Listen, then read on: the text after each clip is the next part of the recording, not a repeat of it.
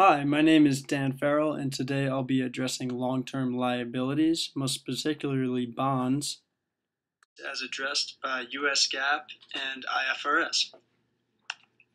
There are many similarities between the two accounting systems and how they address long-term liabilities. The first believe that both systems believe that the type of bond should be evaluated based on the underlying debt instrument. They also believe that bonds should be recorded at the present value of future interest payments, which usually is the cash received by the issuer or how much a person would have to pay to buy the bond.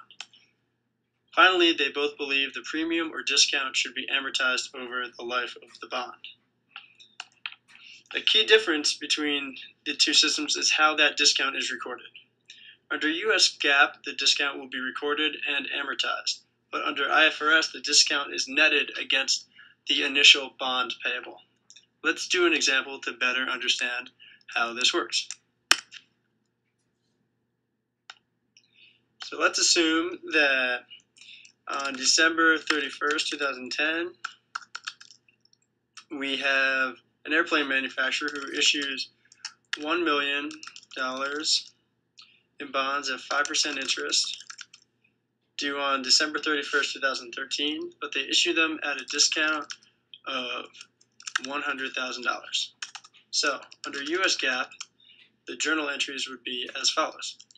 You, as the company, would receive $900,000 in cash, and you would also record an amortized bond discount for $100,000 because this is the price, the discount you sold it at. The credit would be your bonds payable for $1 million. Pretty simple, but under IFRS, it makes it even easier. You would record your cash at $900,000 because that is what you received. But instead of recording the bond discount, you simply record your bonds payable at a net $900,000. So you take the discount right out of the bonds payable, your liability. Not too difficult, right? So let's return to the slideshow. Next, we will look at some of the other costs that can be associated with bond issuances. There are accounting fees, legal fees, banking fees, all of which are not expensed under US GAAP or IFRS. But they are recorded slightly differently between the two systems.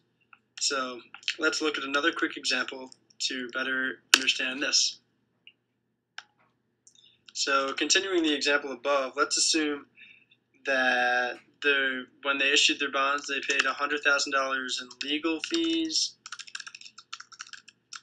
$50,000 in accounting fees, and $25,000 in salaries to employees to issue these bonds. Under both US GAAP and IFRS, these salaries are expensed because they are internal costs that are not direct or incremental. However, the legal fees and accounting fees under US GAAP would be debited to the unamortized bond issuance cost for $150,000 and credited to cash for $150,000 because that is what you paid.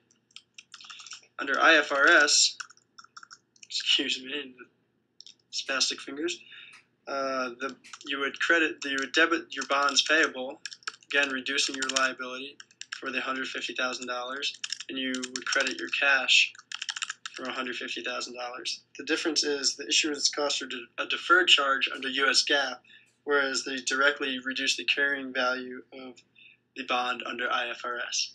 I hope this has been helpful, and have a great day.